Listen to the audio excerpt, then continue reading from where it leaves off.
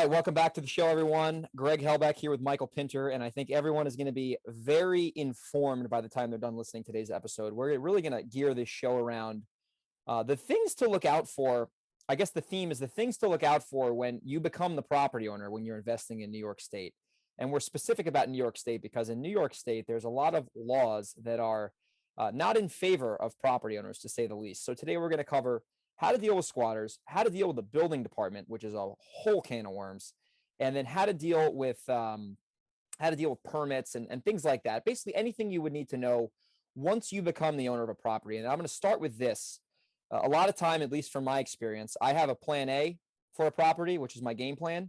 And quickly after I become the owner, I have to shift over to a plan B because of various things we're going to be discussing in today's episode. So if you're looking to not necessarily wholesale properties, even though this would be important if you're wholesaling properties because you can see where your buyers are coming from, this is going to be a very, very entertaining / informative episode. And I want Michael to kick it off because Michael this morning, I think it's July 6th right now, Michael made a video. It's funny. This guy, he was alluding to something on another video he made about how he deals with squatters. And then he just came clean on the record this morning on his YouTube video and pretty much opened up the curtain on what he does to get rid of squatters. And I think he has a 3-0 track record. So that's 100% success rate. Michael, I think I'm more than 3. I think I'm maybe 4 or 5-0. 4-0. I'm 1-0. And actually, yeah, 1-0, but that was easy. But, and I'll get into that later, but Michael, how do you deal? I mean, what is a squatter? Number one, if someone doesn't know what a squatter is, what is a squatter? And then the second question is what issues do the squatters cause, especially in New York? And then the third question is, how do you deal with them? Because you have a unique method that is very effective, and I'll let you save that for I'll let you explain that one, not me. Okay, so a couple of things. First of all, let's talk about buying a property and then who's in there. So there's really, I thought there were 3 possibilities for people in there, but there are really 4. So the first one is the owner, right? You can buy a property maybe in foreclosure and the owner is still there. You buy it from the bank. The second is it's a tenant, right? Someone who's renting. You can buy it from the owner or you can buy it from a bank and there's a tenant in there. Yep. The third is a licensee, which is a new thing that I never heard before, which means someone had the right to move in there. The property I had in Bethpage recently, the person that was there was the boyfriend of one of the owners who moved in. He just never moved out. Oh boy. He was allowed to be in there, but he's not allowed, but he's overstayed his welcome. And then the fourth is a squatter. Squatter is somebody who has no rights to be in a property, but they move in. Usually they find, in fact, I'd say always find a vacant property. And in our business, there's a lot of vacant properties, right? Because we have properties that are in contract to buy from a seller or in contract to sell to a buyer, or properties that we're maybe going to do work on. And these people see that there's nobody there, and they either break in or someone leaves the door unlocked, or they get access to it and they move in. So that is a squatter. A squatter is somebody who has no legal right to be in the property. The problem in New York is that anyone who is domiciled in a property, anyone living in a property, has rights according to New York State. That is the problem. So the most obvious way to go about this, you would think, would be to call the police and say, hey, someone's moving into my property. And I've done that if the situation warranted it. I had a property recently in Valley Stream where I was right near a park. There were some homeless people living in the park. So one woman moved in. The neighbor said, I think somebody's living in there. I found her in there. I said, get out. She was not 100% mentally stable. Cops came, took her to a hospital. She came back the next day. I called the cops. Cops took her and I think incarcerated her, but I found out how she's getting in and I remedied that situation. So that's one squatter situation, but you have to know the situation, because the problem is, and I only called the cops because I was shocked when I saw her and I saw that she wasn't actually going to know what to tell the cops. The problem is what we have in our areas is something called a more sophisticated squatter. And what they do is they create a fake lease. Now, the real problem that you would think the cop would say, well, this guy owns the property and you have a lease with somebody else, but it's not a police matter or even a criminal matter at that point. It's a civil matter that has to be taken up with the eviction courts. Oh, so and we all know that's bad. So I spoke to a seller a couple of days ago who told me that she had this exact situation. She had a property, it was vacant for a long time. Squatters moved in. She called the cops before the pandemic. Cops came and said nothing we could do. Squatters have been there for 2.5 years now because of the eviction moratorium, which is insane if you think about it. So what I said on my video, and I guess I'll say it now, and I'm not a violent person or a crazy person, but is you have to maybe act a little violently or crazy to deal with this. So what I do is I go there early in the morning. What time are we talking early? I'm talking 6 a.m. I'm talking about waking them up, right? I'm making sure that nobody's had their coffee yet. And I pound on the door like a madman. If there's a bell, I'll ring it 100 times. Like I'm waking them up. If I have to break a window, I'll break a window. Like I want them to be startled and completely out of sorts. And they'll come to the door. Remember the last situation I had in Elmont, came to the door. I'm like, what the hell are you doing in my house? And he's like, well, I rented it from John. So I'm like, what? He's like, yeah, I have a lease here. So I look at the lease, and it's not a professional lease. It's something the guy scribbled on. And I'm like, well, what's John's number? I want to know who's leasing out my house. He's like, oh, I don't know. So that's where the story falls apart, right? There is no John, and they don't know who it is.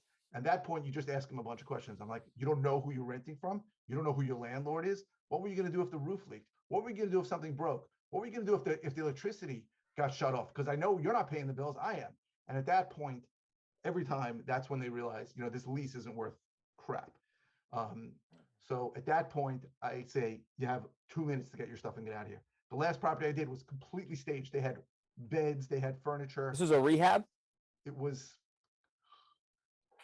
a Quagmire rehab. It was a subdivision. So the house was in pretty good shape. I got the lot next to it subdivided, sold the subdivision, and I sold the house without really doing much work to it too. Okay.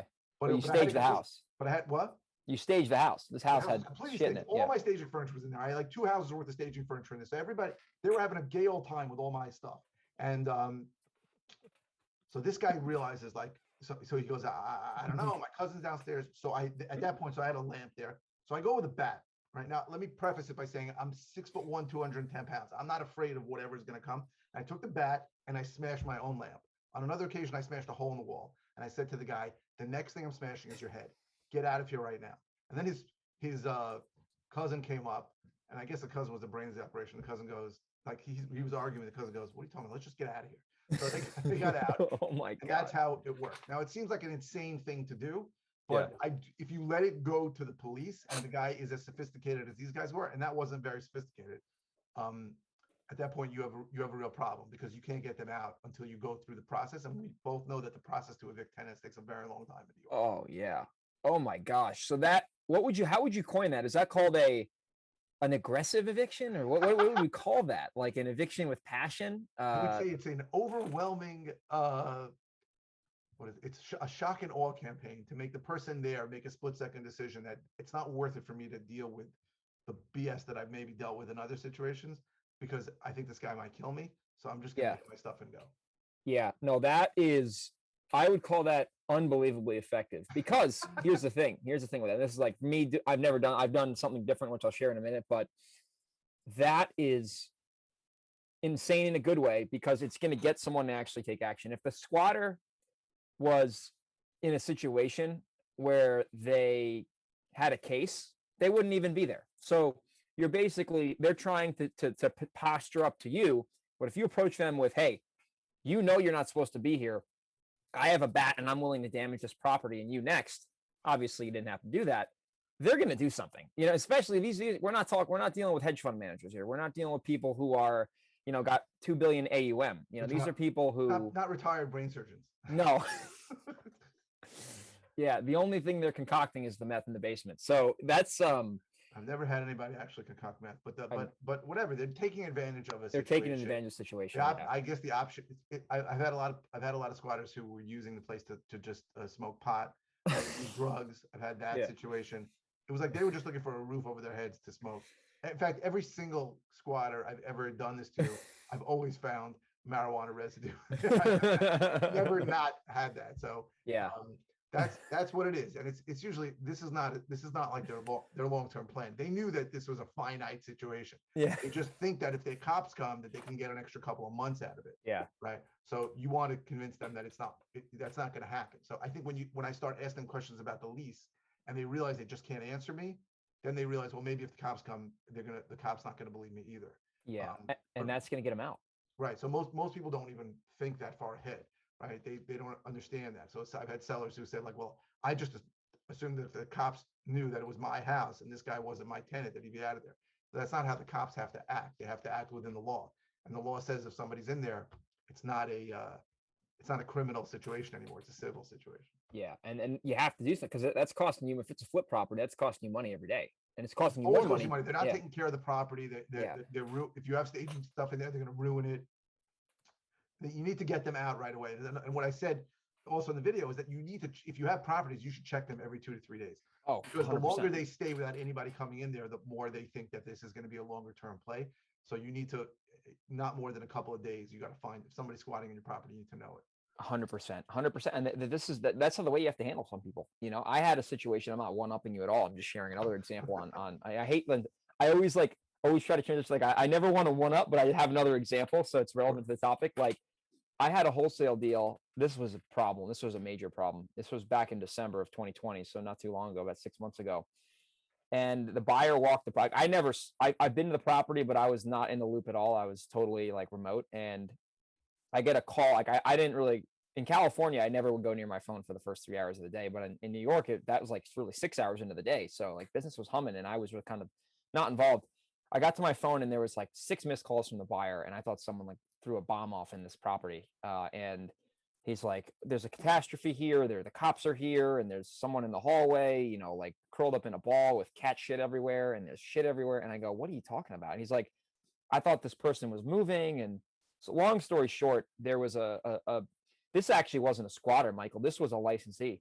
This was thinking about what you said. This was a licensee, and this person, they were living in the property rent free.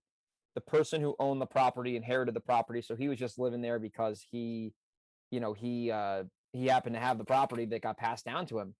And she was supposed to leave, and she was supposed to literally move next door because this was in a condo complex, and the lady next door felt bad for her. She's like, "Just live with me, live in my vacant unit." She owned a bunch of units in there, and her son found out, and he's like, "There's no way she's living in there. She's not going to go anywhere." And at the last minute, she found out she couldn't move, so she stayed and freaked out. She was this whole episode, and there was this fiasco, and the cops came, and this whole thing. And I called the what are the people with the straitjacket? I called them, and they couldn't help me. Mental health. Yes, I called mental health, and they were like, "This is not a mental health crisis. You No. might need the mental health." Right. So long story short, the cops take them to the hospital if they think there's a mental health thing. Yeah. This is long story short. What ended up happening is the closing got delayed, and instead of me approaching this person and being like, "You have to go," because like I knew she had some rights, especially like this is in the middle of COVID. I looked at her. I walked in there. I didn't have a baseball bat. I should have brought that, but she was harmless. The cat was probably more dangerous than her. Yeah. I walked in there, and I brought my dad with me. I'm like, "You want to see something crazy? Come here." I said, "Get over here. Come to this property." He's like an ex-cop, so he's probably seen some crazy gangsters and stuff. And he was just like sitting there. I looked at the lady. I just like stared at her in the eyes, and I looked around. This condo looked like an explosion went off, and it was disgusting. And I've seen some nasty properties. This thing was just the smell in there. It smelled like there was dead animals in there. I looked at her, and it was like freezing cold out. I said, "Do you really want to be here?" And I said that in like that tone, and she goes, "No, I don't. I just don't know where to go." And like just like that. And I'm like, "Okay." I said, "I don't know if I can do this, but if I can pull all this off today, would you actually move? Because I'm about to make some phone calls." And she told me what she needed. She needed a place to store her shit. She needed a place to stay, and she needed some money. She needed some cash. So I said, "Listen." How much did she want? She wanted enough money to pay for the hotel, because I was not putting a damn hotel with a cat in my name. No way. And I called the hotel. I said, "Do you guys accept cash?" She said, "Yes." I called a storage company. They said they have availability down the street. And I called a moving company because she needed, I'm not going to move her shit for her. So we got everything lined up. And in a matter of 6 hours, she was out of that property, and that house was closed. But the point of that is that depending on what you're dealing with squatters or licensees, you got to know how to handle that situation. If this person broke in there, I probably would have went a little bit more crazy. But this person legitimately had legal rights. And I kind of heard, she had every right to be there. Like you can't go crazy like I just described on a real tenant or on Yeah. an owner. And anybody who has rights to be there, if you do that, you risk going to jail. Right? Yeah. I'm not going to jail for any of this business. I'll tell you that much. No. But when I act insane with a squatter, I know that they're going to get out of there. They're going to get out of there. And if they call the cops on me, I'm not going to prison for it, because unless I kill somebody, which I never intend to do. But it's my house, so I'm not going to jail for getting angry inside of it. 100%. I always say this with tenants. Right, and I learned this from my friend Joe Finneran, who you met last week. He just texted me while we were He's talking. Hilarious. I learned this from him. It's my house. It's your home. With a tenant. that was a great thing that he said. I remember that was on your podcast. Yeah, That's brilliant. true. I've never done that, and I really should. Like, don't call me for little tiny Yes, things. exactly. My house, your home. Right. If the toilet's clogged, don't call me. You got to establish that in the beginning, because unfortunately, we get what we tolerate, and I have sent many. There's a company here called Duty Man that goes and snakes out things, and I've called them many times for a stuffed up toilet. So Yeah. that's what I've taught my tenants to expect. So it's my fault. I should have handled it differently. Yeah. And the thing with squatters, just to pivot back, if it is a squatter or a licensee, it's a little different because they're not, even though the licensee is entitled to be there, the squatter, you have to be aggressive with them or else they're not. The reason they're a squatter, it's not like they're just happen to wake up one day and say, oh, I'm going to be a squatter when I grow up. Like they've been making bad choices for a while and they happen to just make a bad choice to be in your house. So the Absolutely. main point, I know Michael and I are very entertaining and that's why we have 5-star reviews. But the bottom line is that you got to know how to handle the situation, because the point is, when you start buying property and becoming the owner, like I said in the beginning, you're going to have a plan A, you're going to have to pivot over to plan B very quickly. So the second thing that I have noticed, Michael, with people getting involved in properties in New York is they have no idea what these building departments, especially in our area, Southern New York, are like, because this is not like you're up in Potsdam, New York, and there's a mayor and there's a cop and there's a firefighter. And There's the mayor's the building inspector. exactly. This is not the case down here. These are very densely populated areas that are very expensive real estate, who have a high staff, and you got to know what you're getting into when it comes to the building department. So Michael, I want you to just kick that off with the what to know about building departments, especially in Southern New York when you're south of probably Ulster County, because that's when it gets really complicated. Right. I've found. So the first thing is to know exactly who has jurisdiction, because it's not so simple, right? In Nassau County, there are three towns: Town of Hempstead, Town of North Hempstead, Town of Oyster Bay. Then there are like 20 villages, and anything in an incorporated village that village becomes the building department that has jurisdiction. So first of all, find out who has jurisdiction, and then you can go there and talk to them, right? You can find out, or you can ask other people how they are to deal with. Some villages are really easy. You literally walk in and they say, let's take a ride over there and see what's going on. And some villages, you apply for a permit and they'll get back to you in 4 weeks. Some villages are crazy about regulations, and some villages don't care. There's a village of Hempstead near me. I got like a $400 fine. I had to actually appear because I threw a refrigerator outside and I didn't take the doors off. I didn't know you had to take the doors off. Tell me it's a danger because a kid can climb in and suffocate. I'm like, oh God. Now I wouldn't mind paying the fine as much as I had to show up in court and wait there with a bunch of Oh people my who had parked gosh, that's with a bunch of people crazy. who had parked overnight, because you can't park in a lot of village streets overnight. So I had to sit there for waste 4 hours of my time. So you have to learn how the villages work, and you should really learn what requires a permit and what doesn't. It's different everywhere. There's a village by me, Village of Malvern. If you replace 2 windows, you need a permit. If you replace 1 window and then wait a week and replace another window, you don't need a permit. So these are the kinds of crazy things that every village has.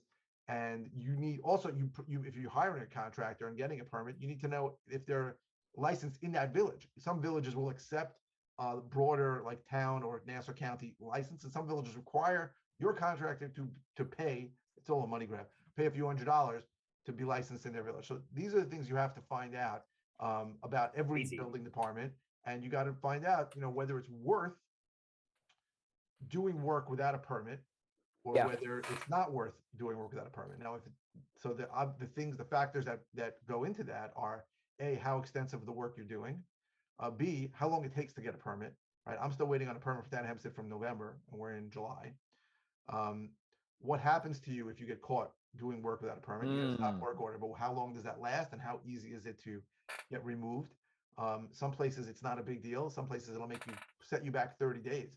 But just think about that. If it takes 7 months to get a permit and a stop work order will take you 30 days, it may almost be better to do the work and get caught. So these are all the things you have to look into. It's complicated because every single building department is different. They are not easy.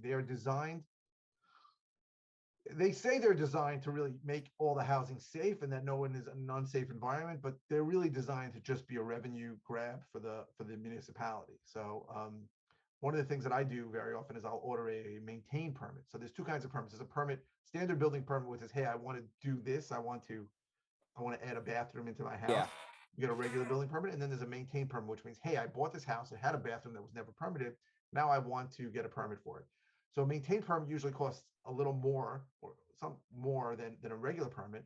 But what it does is it gets you on the books. And what it does is allow them to do a closed wall inspection. They don't have to go in and see the insulation and check on the electrical and the plumbing behind the walls. They can only see what they can see. Yeah. So sometimes even before I do the work, I may, and I don't always recommend this, depends on a lot of other factors. I may file a maintain permit on it so that I know that I'm on the books, I have a permit. If they catch me doing the work, they're going to be a little confused as to what the hell is going on here. This was a maintain, but usually they're like, all right, just like I'm not going to get in trouble as long as you're giving them money and you're on their books and there's something filed. So but you have to know every single municipality you deal with. They're all different and they're all complicated.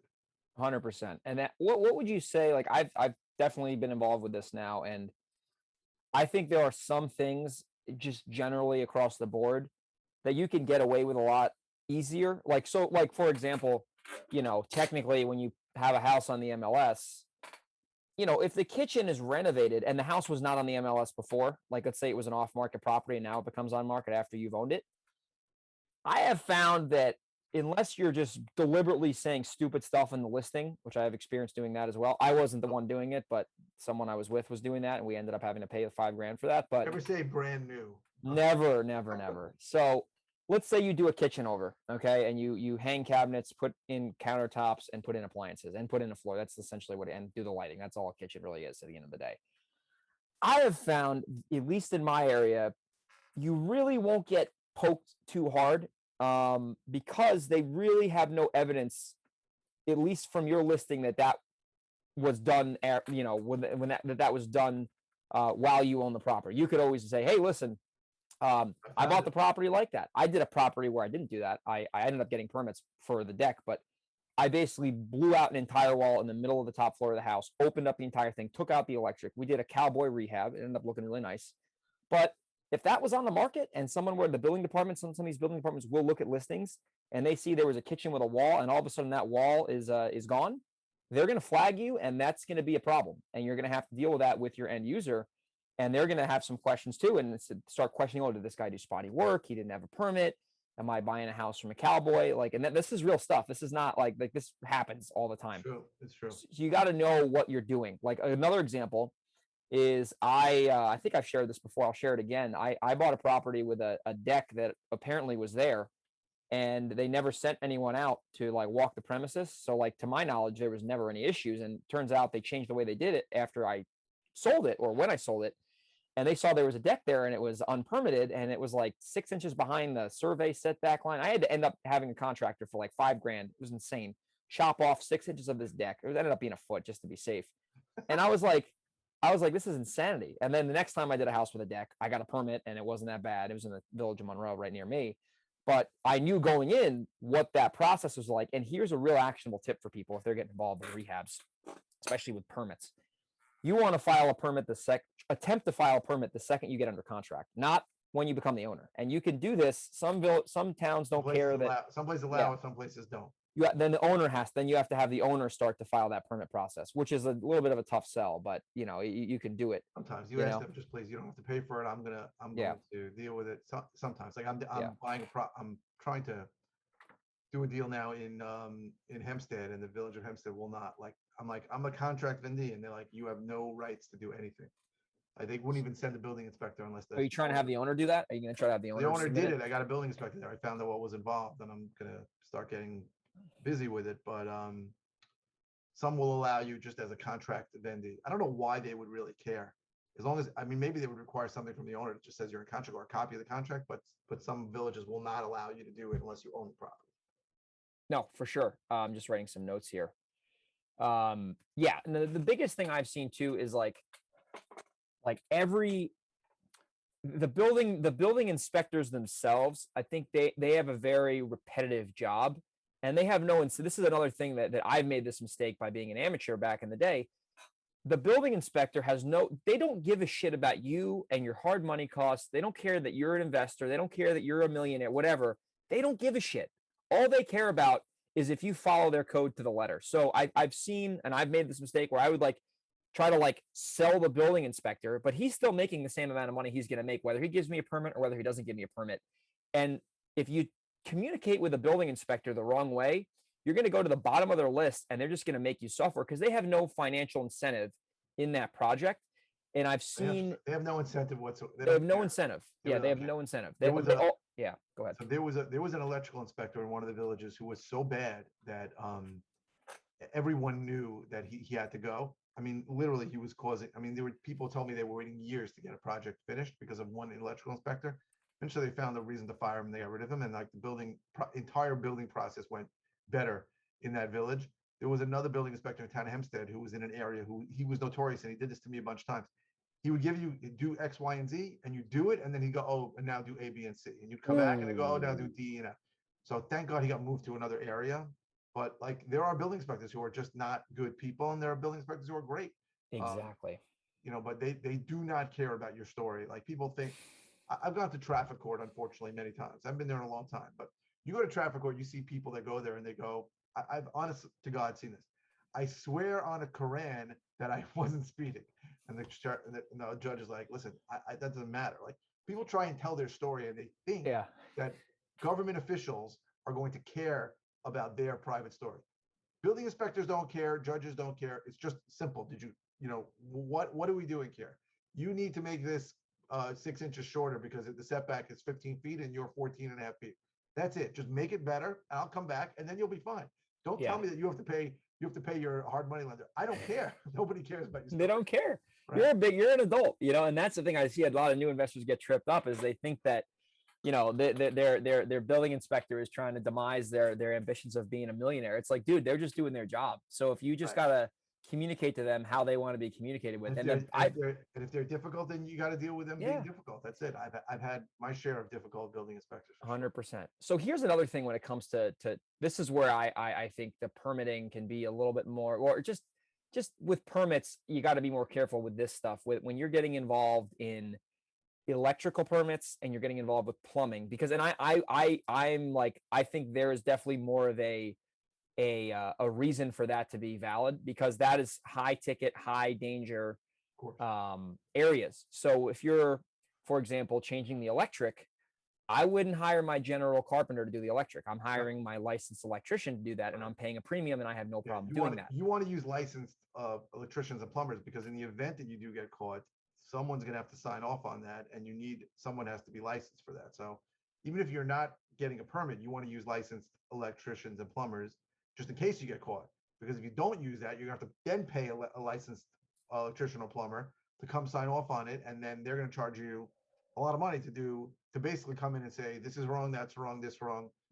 I'll do it for you for a lot of money, and that's what happens very often. So you want to use licensed electricians, licensed plumbers, even if you're not getting a permit, you want to use somebody's license. 100%. And then another thing when it comes to permits, and this is something I've learned recently, is that in certain areas, there's a thing called a rental permit that I was not aware of.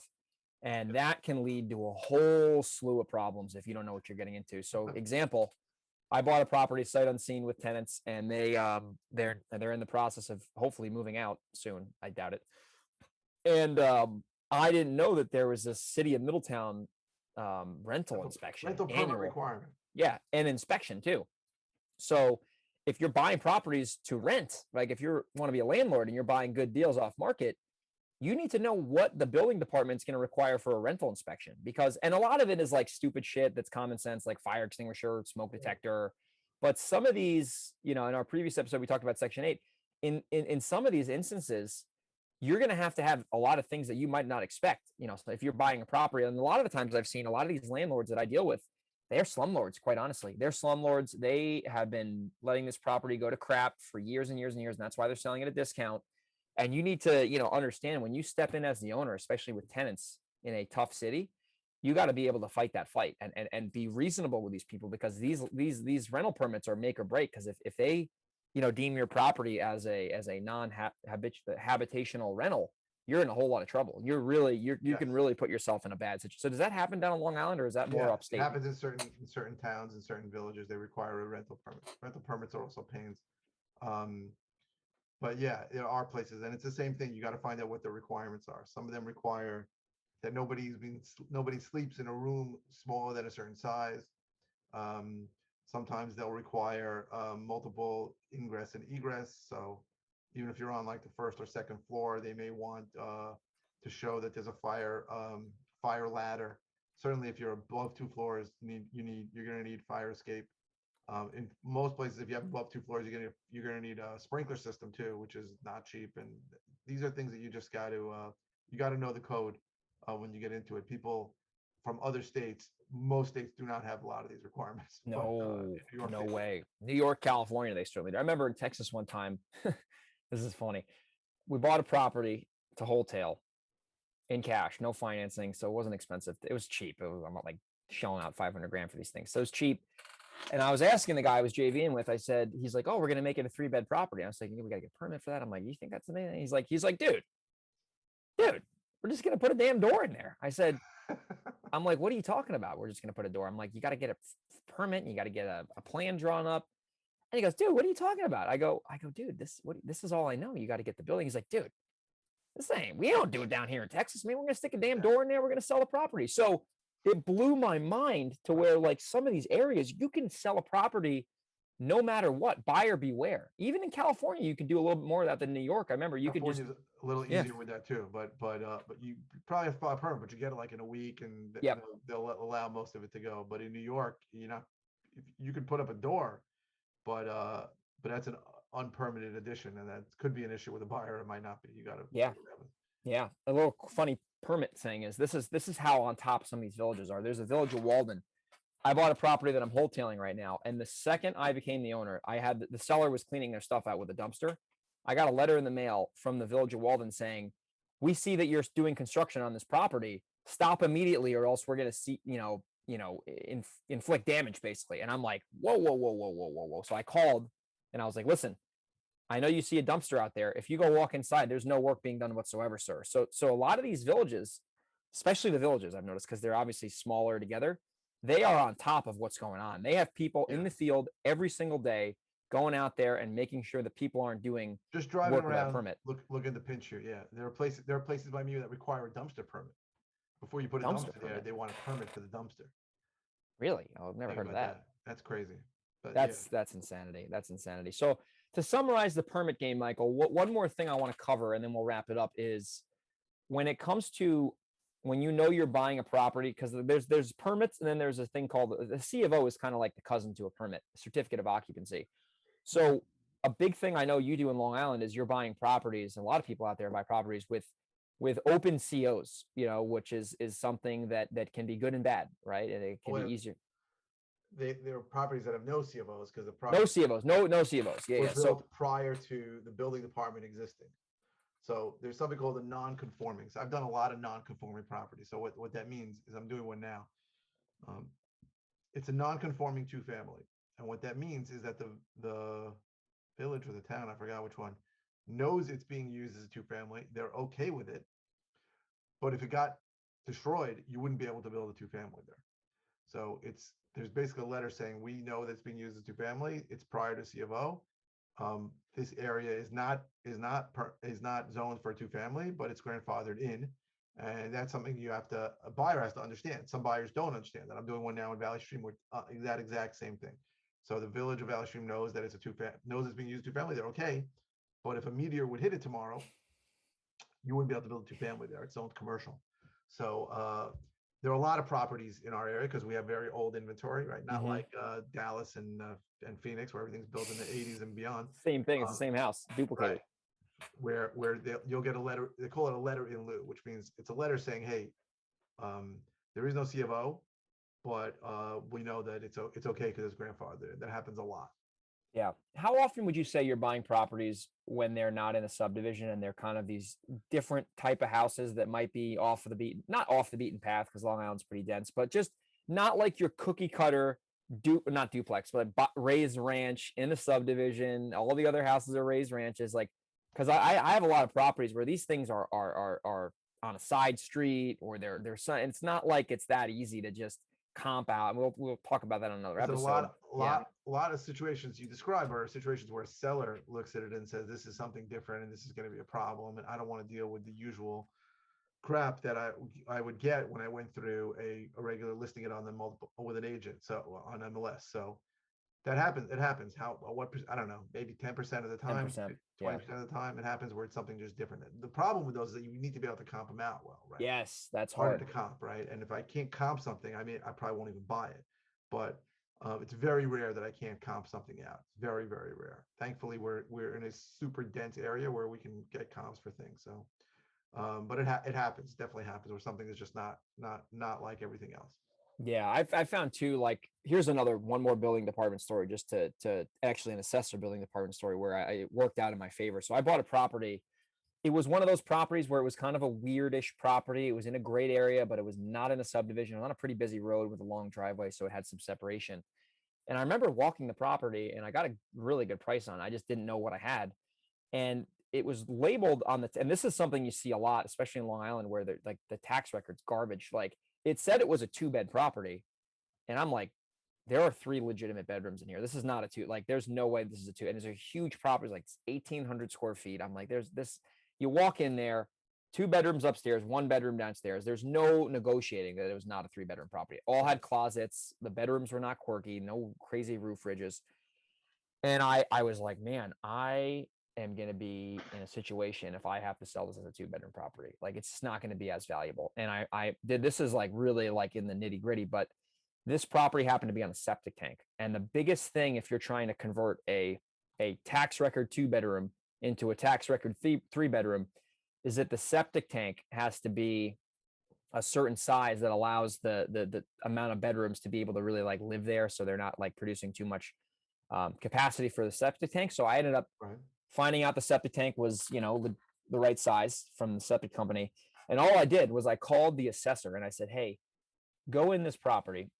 And if you don't think there's 3 bedrooms in there, give me a call and let me know. And they walked in there and they called me anyway. And they said, this is a 3-bedroom property. So I just had it changed as a 3-bed property. There was no permits, no filing, nothing like that. That's great. And, so sometimes it can work out in your favor, so sometimes you can be blind. I find very often that I'd say most properties in my area doesn't even have a bedroom count. They don't know, or they have the bedroom count off or the bathroom count off. That happens a lot because a lot of the older stuff, they didn't even count bedrooms. They didn't even know. So I'm not scared when I see it's off. I'm scared when I see it and it looks bad. Or to me, sometimes that's a selling point for me while I'll buy it. I'll be like, hey, is the bathroom permitted? And they'll say something like no, and I'll be like, well, it's something I may have to take care of. So very often the count's off by us. Like the public data in general stinks. So by us. So by me anyway. You don't have like a tax record, like you can't just go to like the county tax record and it's all village based. That's like Rockland County. No, you have not counties don't keep track of that, but it's like in Nassau County there's 3 townships. So the town of Hempstead might, but it's so common for the town not to have a count on that because it's so old. Yeah. That it's not seen as wow. We don't know what's going on here. Very often they don't know what's going on here. 100%. The best data is always going to be in the MLS too. Prop stream's okay for not having a license, but especially One Key, if you're down in the tri-state area, it's pretty effective. I think your old MLS was terrible. We share the same MLS now. Yeah. Oh, so I can see everything on Long Island, and you can see everything up in Goshen and whatnot. I don't know if it's completely integrated, but you can see a lot, and I can see a lot. That's interesting. Yeah, no, it's funny. Like, really, they're not, Long Island geographically is not too far away from the Hudson Valley. It's really only like 65, 70 miles, but just to get there. New York City is like in between us. That's all. Yeah, that's funny. But anyway, I hope everyone got some value from today's show. I mean, this is more of an advanced topic. We'll have some more beginner episodes on wholesaling and marketing and dealing with failure and things like that. That is going to be more, I wouldn't say elementary, but more 101 level. But if you're listening and you've done deals before, or you're looking to buy real estate and not just wholesale, you got to know these things. You got to know how to deal with squatters. You got to know how to deal with building departments. You got to know how to deal with permits. And I think one more thing I want to mention as well in this, and this is some advice that I have heard on the internet, and I've mentioned it before, and I strongly disagree with it, is like, know nothing about real estate. All you got to do is market. And I think that is extremely horrendous advice. And I think that makes people look bad it makes investors look bad. At the end of the day, if you're sitting here, you got to ask yourself, if you want to hit your goals, if you want to hit your income goals, you want to become a millionaire, whatever, you need to be an expert and a master in your craft. You think the plumber, if I ever called the plumber and I said, hey, Mr. Plumber, can you tell me about how to change this boiler? And he's like, I don't know anything about boilers, Greg. All I know is I know how to get customers. You know what I'm doing? I'm calling the plumber who knows how to do a boiler. So become a specialist, right? It's a high value skill in this business if you know what you're doing. I agree 100%. I think that there are there are areas in this country where you Yeah. can just basically know where everything is so homogenous that if you know Yeah. if I buy something at Yeah. $70,000, I'm going to make money on it. Yeah, no. But by us, our inventory is so diverse and so different that you really need to know a lot about real estate to do well here. Yeah. You gotta know about construction. I'm not saying you have to know how to fix a house like yourself. You gotta know what stuff costs and how the process works, or else you're gonna be at a huge disadvantage and you're gonna be like, well, the guru said I don't need to know anything about real estate. Well, guess what? The guru was wrong. Trust me. Anyway, we're both in agreement on that point. yeah, sure. I mean, it's just I see that. I'm like, this is why people get deals under contract and can't sell them because they don't know what they're doing. So I hope everyone got some value from today's episode. If you're listening, please leave a review on iTunes, a 5-star review, or wherever you listen to this. If you can share this show with 5 people, copy and paste it, email it, whatever you got to do to spread the word. And we will come back with another great episode soon. All right, everyone, have a great day.